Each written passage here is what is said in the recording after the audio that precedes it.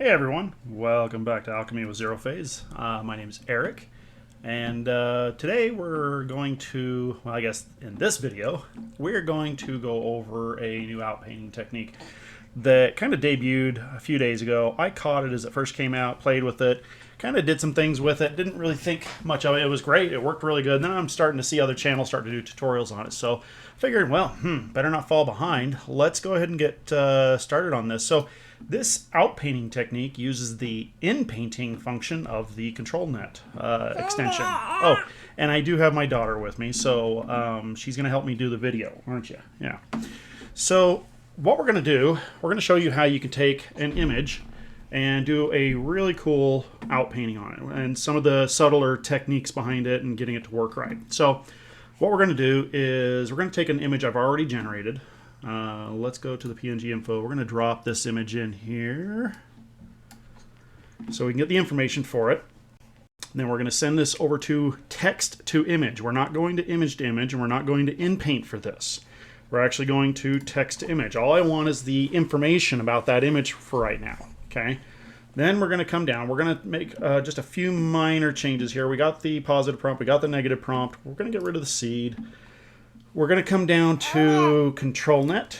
We're going to drop that same image into control net. Okay.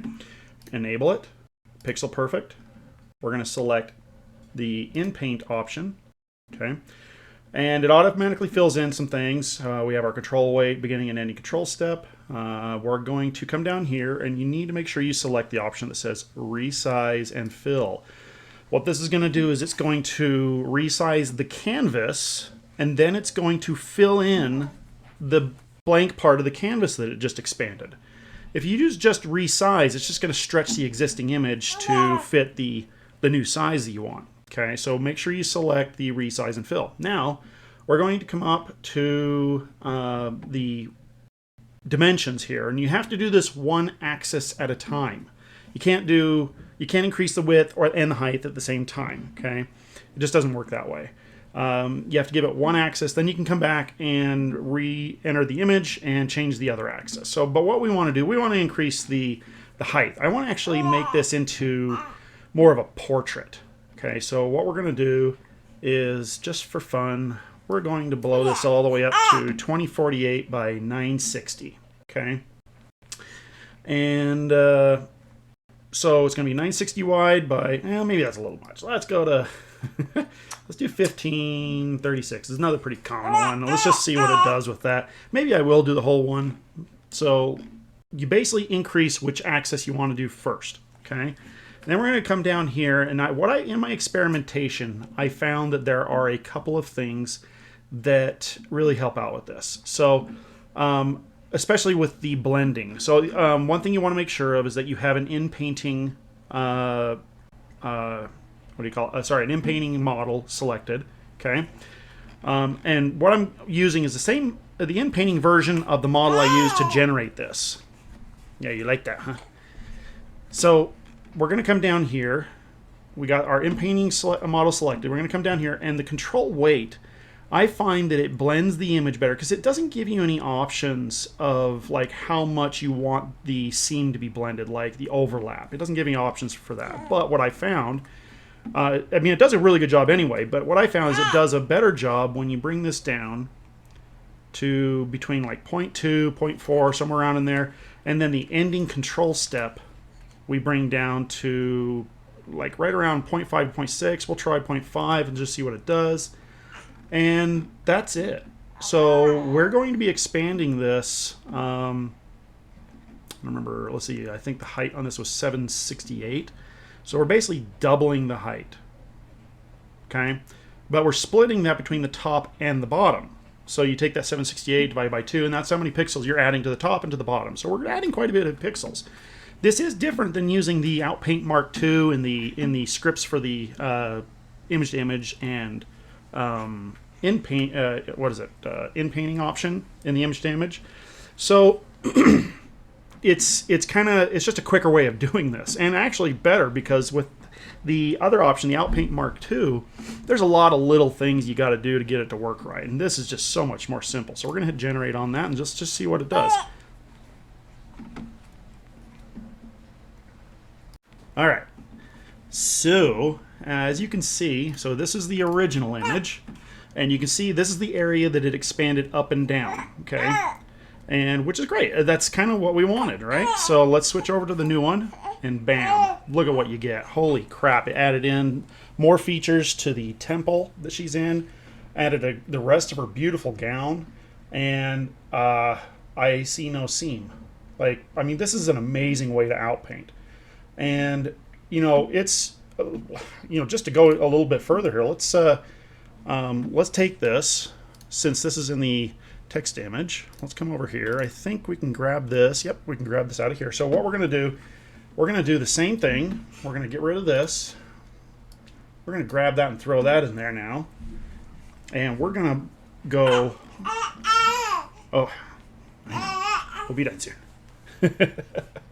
Okay, so now what we're going to do, 960, we're going to... Hey. We're going to blow this up to, let's just open it up all the way to 2048, okay? And I think that's it. That's all we have to do. Resize fill. I think we're going to leave the weights the same, or, you know, the control weight, the ending control step. That worked out really well for us this time.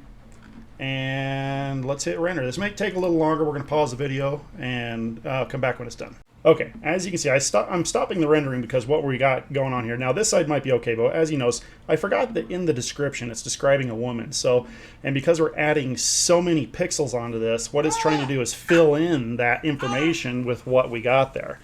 Now, again, this may not even work with this resolution. I know we're working with a higher one. I've done it on a couple others, but we're going to keep going. We're going to get rid of the woman. Let's see, we're just going to do... yeah, let's just keep the temple serene. Get rid of this up to here. Then we're going to get rid of anything that references a person. Shade digital, long flowing my dress. Okay. Inner tranquility will leave. Delicate features, illuminating. And okay, we'll get rid of that. We'll just leave the rest of it, okay? That should be all we need to do. We should get a decent result. It actually accounts for the camera angle. It's really weird because some of the other images I did, like, it gets the, what do you call it, the lensing effect, you know, as stuff gets closer to the camera. Let's hit render on that again. Let's just see what it does here and come back. All right, we are just about done with this image, and I can already tell this is a much better render than that other one. Look at this. Look at this. I mean, look at the detail. It added some more flowers in there, lavender flowers, more columns. It looks like it kind of added something that looks like it's outside here.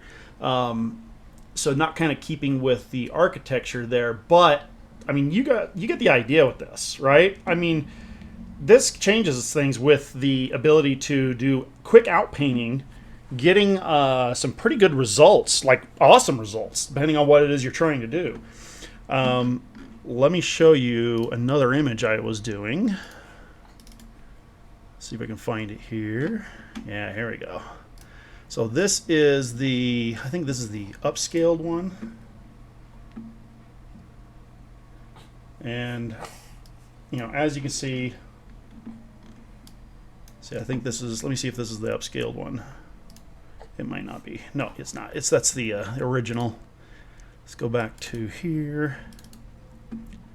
Yeah, here we go. Here's the upscaled one. So the original image was just basically, you know, the guy here, and we added on more of the battleground. We got a kind of a half-destroyed tank over on the side here. Let's see. I don't know if you can see all this. Let me close this one out here. Oh, maybe you can. Yeah, it looks like you can. Okay, good. So, yeah, I mean, look at the detail on this. I mean, being able to add this out. And here's the thing. Now, as far as I can tell, you're only limited in how wide this can go by the how wide you're able to extend this width right here on your initial dimensions. Now, that can be changed. You can go into your UI config file, JSON file, and you can change the maximum dimensions on these these variables here. You could change that up to 4,196 if you, or let's see, yeah, you'd want 4,096 or 8,192. You could do, bring that all the way up there and keep expanding out on this and see what you get. So I may do that. I'm going to try and modify my JSON file to allow for larger dimensions, just so I can play with this. I would love to have these super ultra wide images that I could put up on my screens. I got two 27-inch screens kind of laid out side by side in 4K each, and it would be really cool to have an image that just expands the entire width of those screens. So anyway, so yeah, real cool way to do outpainting. Give it a try. In the comments, if you have any questions, go ahead and ask me. I'm watching it all the time. Join our Discord. We'll put the links to various things in the comments, or excuse me, in the description. And hey, be creative, people, and explore this new area of AI image generation. There's so many different things we're discovering with this, and have fun. We'll talk to you later.